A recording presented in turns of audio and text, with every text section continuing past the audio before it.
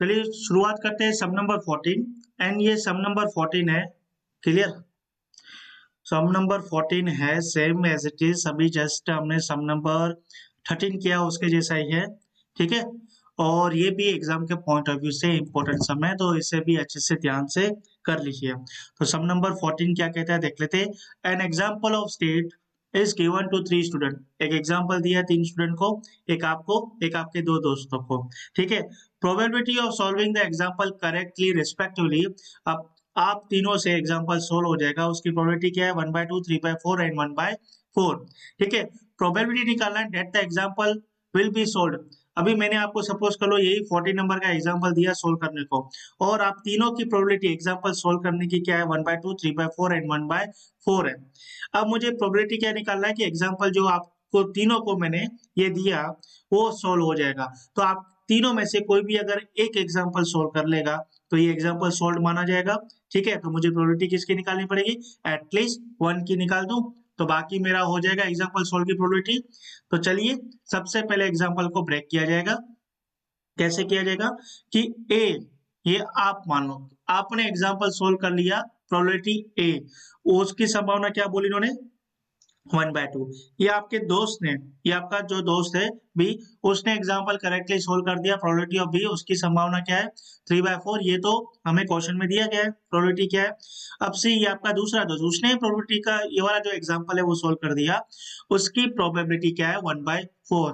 अब ये तो आपकी प्रोबेबिलिटी है सम सोल्व करने की, ना करने की क्या है, तो पी ए डैश कर दो तो ये ना करने की हो जाएगी, तो 1/2 में से 1 माइनस कर दो तो ये भी 1/2 बचेगा। और आपके दोनों दोस्त ने भी अगर सम सोल्व नहीं किया उसकी प्रोबेबिलिटी क्या है, क्योंकि ये तो करेक्टली करने की प्रोबेबिलिटी बताइए ना करने की भी तो निकालनी पड़ेगी। तो ये पी बी डैश माना जाऊंगा, तो यहाँ पे 1/4 आ जाएगा, ये यहाँ पे 3/4 आ जाएगा।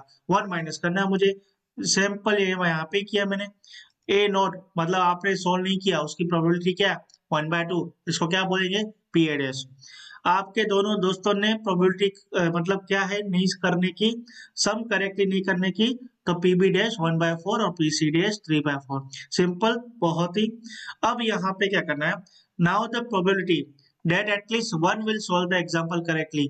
तो वो मुझे निकालने के लिए क्या करना पड़ेगा, जितने भी आपकी प्रोबेबिलिटी है नहीं करने की, उसमें से मैं क्या कर दूंगा 1 को माइनस कर दूंगा, और एटलीस्ट 1 की सोल्व की अगर मैं निकालूं उसका फॉर्मूला याद कर दो, probability A union B union C. ठीक है। अब मुझे क्या करना है 1 minus P A dash intersection B dash intersection C dash. अब इन तीनों को अलग अलग लिख देता हूँ, P A dash P B dash P C dash, multiply कर दो। ये तीनों क्या प्रोबेबिलिटी आपकी है कि आप सम करेक्टली सोल्व नहीं कर सकते। तो 1/2, 1/4 एंड 3/4, टोटल आपका आता है 3/32।